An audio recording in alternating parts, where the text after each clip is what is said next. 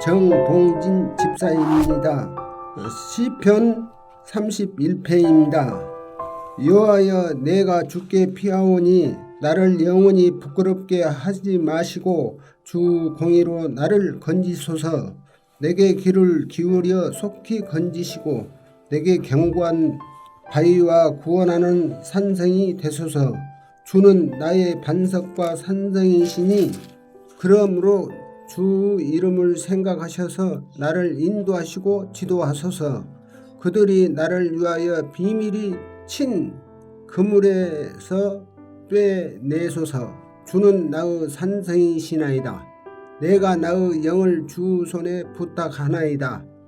진리의 하나님 여호와여, 나를 속량하셨나이다. 내가 허탄한 거짓을 숭상하는 자들을 미워하고 여호와를 의지하나이다.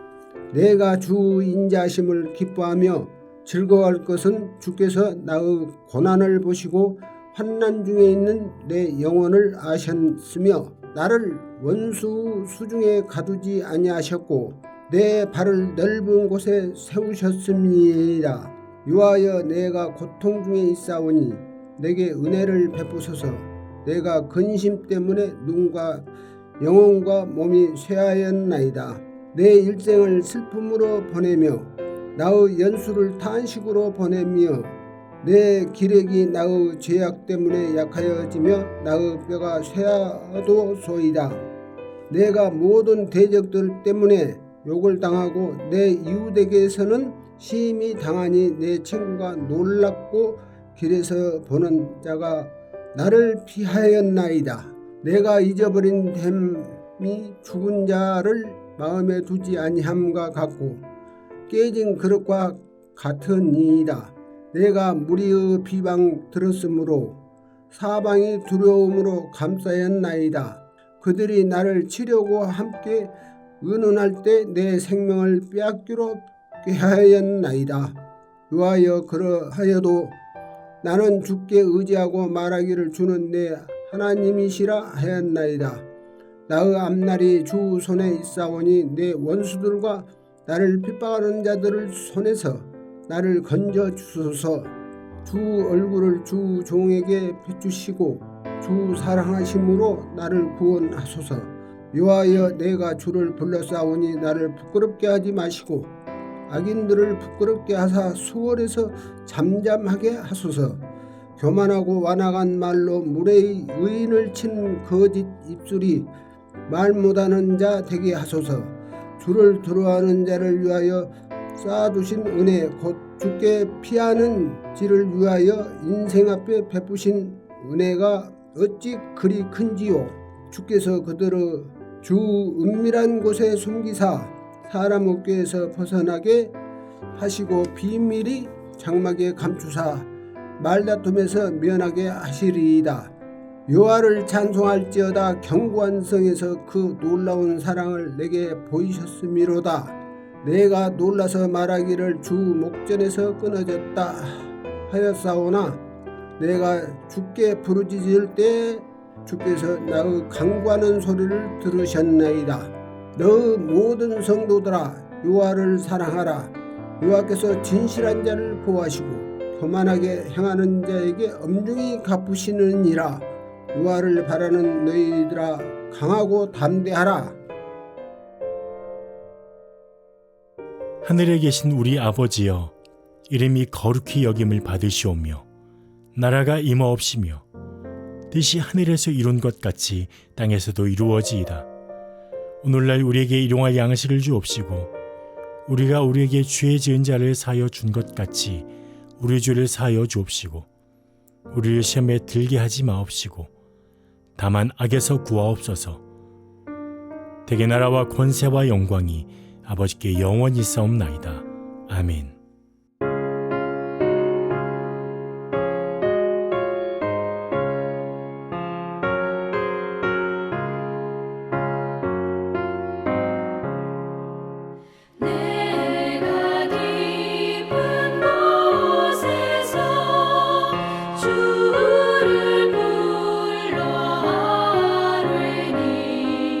주여 나의 관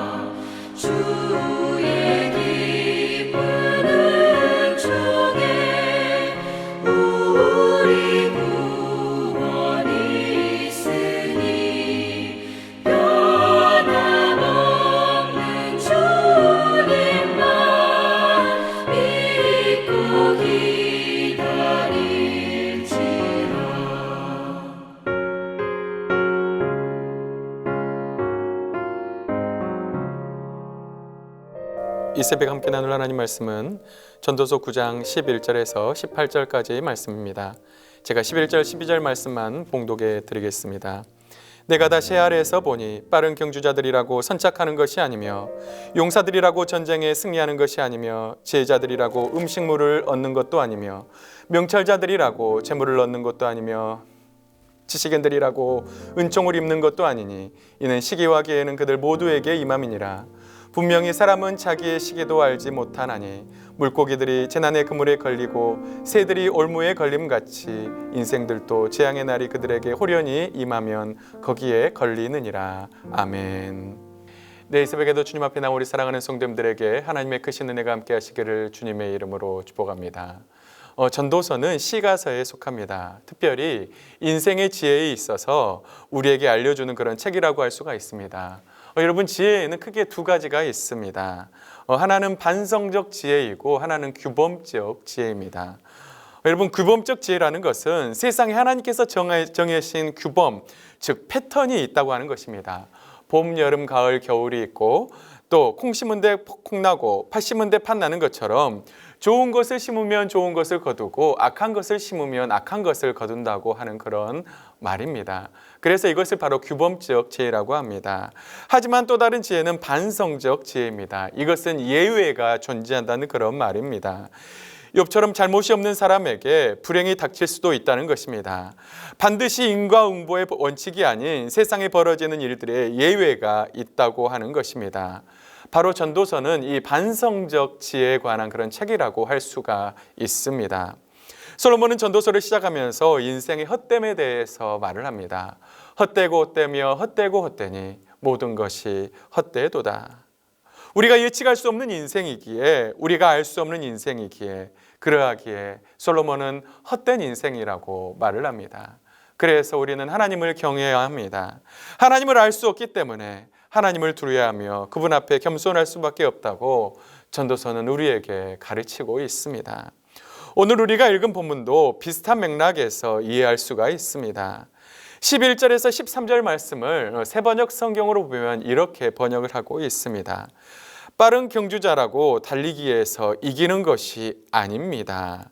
이 말은 다른 말로 하면, 직역을 하면 경주는 빠른 자들에게 속한 것이 아니다, 그렇게 직역을 할 수가 있습니다. 용사들이라고 해서 전쟁에서 승리하는 것이 아닙니다. 이걸 직역하면 전쟁은 강한 자들에게 속한 것이 아닙니다, 그렇게 직역을 할 수가 있습니다. 지혜가 있다고 해서 먹을 것이 생기는 것도 아닙니다. 총명하다고 해서 재물을 모으는 것도 아닙니다. 배웠다고 해서 늘 잘 되는 것도 아닙니다. 불행한 때와 재난의 때는 누구에게나 닥칩니다. 사람은 그런 때가 언제 자기에게 닥칠지 알지 못합니다. 물고기가 잔인한 그물에 걸리고 새가 덫에 걸리는 것처럼 사람들도 갑자기 덮치는 악한 때를 피하지 못합니다. 사랑하는 성도 여러분, 무슨 말입니까? 사람은 누구나 내일 일을 알 수가 없다는 그런 말입니다. 확실하게 자신의 미래를 장담할 수 있는 사람은 이 세상에 단 한 사람도 없습니다. 사람은 능력이나 재능에 따라서 성공하거나 실패하기도 합니다. 오히려 하나님은 이 모든 것에 대해서 간섭하시는 분이십니다. 하나님은 시간과 기회의 주인이 되십니다. 우리는 11절에서 13절 말씀을 보면 이 사실을 분명하게 알 수가 있습니다. 그런데 11절을 보면 이렇게 말씀합니다. 시기와 기회는 그들 모두에게 임함이라. 여러분, 시기와 기회는 모든 사람에게 주어집니다. 사람들이 보기에는 우연한 일 같지만 때가 있다는 말입니다. 결국 모든 일에는 하나님의 간섭하심이 있습니다. 그러므로 누구든지 한 치 앞도 내다볼 수 없는 그런 인생을 우리는 살아가고 있습니다. 전도자는 이런 것을 12절의 예를 들어서 이렇게 설명을 하고 있습니다. 생명이 있는 새들도 물고기들도 사람이 놓은 덫에 걸려서 죽고 맙니다. 살아있는 생명이 중요하고 소망이 있지만 재앙과 죽음의 때를 만나기도 합니다. 여러분, 새와 물고기가 사람에게 잡혀 죽을 때가 있는 것처럼 인생들도 원하지 않는 그런 죽음을, 그런 재앙을 만날 때가 있다고 하는 그런 말입니다. 예기치 않은 재앙이나 갑작스러운 죽음이 사람에게도 찾아올 수가 있습니다. 우리 성도님들 중에도 이러한 일들을 겪으신 분들이 있습니다. 갑작스러운 병이나 갑작스러운 사고로 예기치 않은 일들을 겪으신 분들이 있습니다. 여러분, 이 모든 것을 통해서 하나님이 우리에게 말씀하고 있는 것은 무엇일까요? 바로 그것은 인간은 하나님 앞에서 겸손해야 한다는 그런 사실입니다. 자신의 능력을 자만하지 말고 늘 하나님 앞에서 겸손해야 한다는 그런 말입니다. 우리는 언제 닥칠지 알 수 없는 사실을 인정하고 우리의 주어진 길을 하루하루 묵묵하게 최선을 다하며 걸어가야 합니다. 또한 하나님은 시간과 기회의 주인이 되십니다. 사람의 능력이나 재능이 성공하게 하는 것이 아닙니다. 모든 것이 다 하나님의 은혜일 뿐입니다. 때로는 예기치 않은 하나님의 은총이 우리에게 임할 때가 있습니다. 공부를 잘하지 못했는데 좋은 성적을 거둘 때가 있습니다. 하나님의 은혜로 좋은 성적을 거둘 때가 있습니다. 내가 힘이 없는데 하나님의 기이한 도우심으로 전쟁에서 승리하는 경우도 있습니다.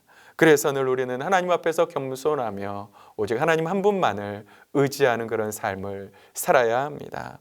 사랑하는 성도 여러분, 오늘 우리가 최선을 다한 삶을 살아갈 때 우리 앞에 예기치 않은 그런 일들이 우리에게 찾아올 때가 있습니다.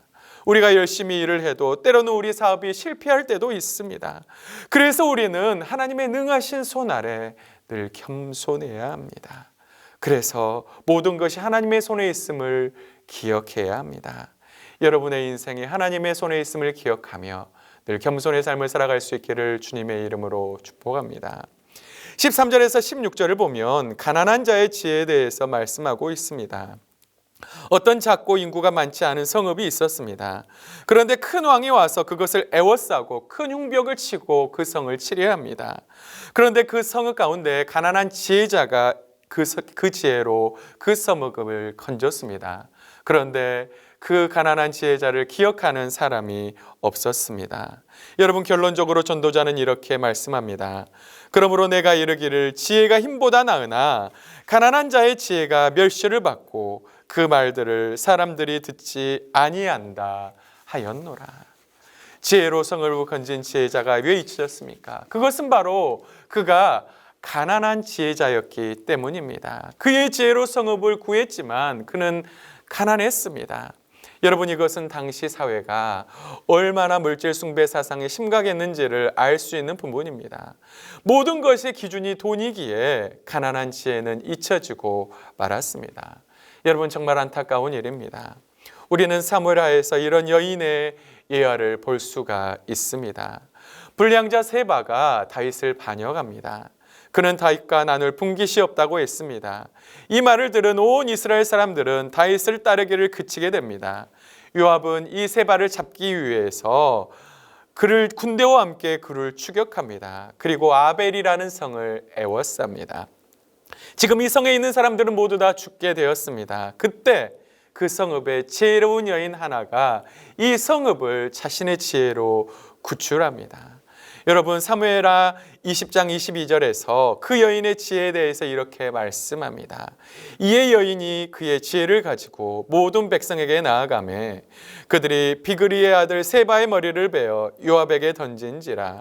이에 요압이 나팔을 불매 무리가 흩어져 성읍에서 물러나 각기 장막으로 돌아가고 요압은 예루살렘으로 돌아와 왕에게 나아가니라. 그녀는 자신의 지혜로 아벨성을 위기에서 구출합니다. 하지만 이후 그 여인에 대한 어떤 기록도 성경에는 없습니다. 당시 여인은 매우 비천한 신분이었습니다. 그래서 그 여인도 잊혀지고 말았습니다. 여러분, 비록 가난한 지혜자라 할지라도 여러분, 지혜에는 힘이 있습니다. 그래서 그 지혜에 대해서 17절에서 18절은 이렇게 말씀합니다. 조용히 들리는 지혜자들의 말들이 우매한 자들을 다스리는 자의 호령보다 나으니라. 지혜가 무기보다 나으니라. 그러나 죄인 한 사람이 많은 선을 무너지게 하느니라. 조용히 들리는 지혜자들의 말이 우매한 백성의 다스리는 큰 소리보다 낫습니다. 큰 호령보다 낫습니다. 지혜가 무기보다 낫습니다. 하지만 아쉽게도 이 세상에서는 가난한 자의 지혜를 멸시합니다. 사랑하는 성도 여러분, 우리는 결단코 사람을 외모로 평가해서는 안 됩니다. 돈이 많고 적음으로 그 사람을 평가해서는 안 됩니다. 하나님은 사람을 외모로 보시는 분이 아닙니다. 혹시 여러분도 겉으로 드러나는 것으로 사람을 평가하고 판단하고 있지는 않습니까? 비록 가난한 여인이라 할지라도 하나님은 지혜로운 사람을 사랑하십니다. 비록 가난한 자라 할지라도 하나님은 지혜로운 그 여인을 사랑하십니다. 비록 잊혀진 여인이라 할지라도 이런 자가 하나님 앞에서는 인정을 받는 것입니다. 이러한 지혜는 세상이 인정을 해주지 않아도 하나님이 인정해 주시는 그런 지혜입니다. 외모로 평가하는 것이 아니라 중심을 보고 평가할 수 있는 우리 성도님들 될 수 있기를 주님의 이름으로 축복합니다. 사랑하는 성도 여러분, 우리가 꼭 내가 열심히 한다고 해서 꼭 성공하는 것은 아닙니다. 그것이 인생입니다. 오늘 본문 11절 12절은 우리에게 그것을 말씀하고 있습니다. 세상에선 우리가 어떻게 할 수 없는 전혀 다른 결과가 찾아오기도 합니다. 왜냐하면 세상 만사를 주관하시는 분은 하나님이시기 때문입니다. 우리는 만사를 주관하시는 하나님의 모든 섭리를 우리는 다 알 수 없습니다. 그래서 늘 우리는 겸손해야 합니다. 겸손하게 내게 오늘 맡겨주신 일을 최선을 다하며 감당해야 합니다. 그러할 때 하지만 시기와 기회는 최선을 다해서 잡아야 합니다. 그리고 그 결과를 기다리며 하나님의 뜻에 맡기고 기다려야 합니다. 만사를 주관하신 하나님의 섭리를 다할 수 없음을 기억하며 하나님의 능하신 손 안에 늘 겸손할 수 있는 사랑하는 성도님들 될 수 있기를 주님의 이름으로 축복합니다. 또한 세상에서는 가난한 자의 지혜가 멸시를 받습니다. 하지만 하나님은 가난한 지혜자를 사랑하십니다. 하나님은 돈이나 외모로 사람을 평가하지 않으십니다. 외모로 사람을 평가하는 것이 아니라 하나님의 기준으로 모든 것을 바라보고 모든 것을 평가하는 우리 사랑하는 동명의 모든 성도님들 될 수 있기를 주님의 이름으로 축복합니다. 우리 다 같이 기도하겠습니다. 살아계신 하나님 아버지 감사합니다. 이 세상은 우리의 뜻대로 되지 않는 것이 우리의 인생임을 오늘 말씀을 통해서 우리에게 말씀하여 주심을 너무나도 감사합니다. 빠른 경주자라고 달리기 위해서 이기는 것이 아니고 지혜자라고 해서 모든 것을 얻는 것이 아니라고 말씀해 주심을 감사합니다. 모든 것이 하나님의 손 안에 있음을 기억하고 늘 하나님의 손 아래 늘 겸손할 수 있는 우리의 삶이 될 수 있도록 하나님 붙으시고 역사하여 주시옵소서. 하지만 시기와 기회는 우리가 최선을 다해서 얻을 수 있도록 인도하여 주시고 우리에게 맡겨주신 시간, 우리에게 맡겨주신 기회에 최선을 다하며 하나님의 뜻을 바라보고 기다릴 수 있는 우리 성도님들 될 수 있도록 인도하여 주시옵소서. 하나님 아버지, 세상은 가난한 자의 지혜를 멸시합니다. 하지만 하나님은 사람을 외모로 평가하는 분이 아닌 줄 믿습니다. 우리는 사람을 외모로 평가하는 것이 아니라 중심을 보시는 하나님 앞에서 늘 사람을 중심을 보고 평가할 수 있는 우리가 될 수 있도록 인도하여 주시옵소서. 오늘 하루의 삶도 주님께 의탁합니다. 믿음으로 승리하게 하시고 세상 만사를 주관하신 하나님 앞에 늘 겸손하며 승리한 하루의 삶이 될 수 있도록 주님 인도하여 주시옵소서. 감사드리며 살아계신 예수님의 이름으로 간절히 기도하옵나이다. 아멘.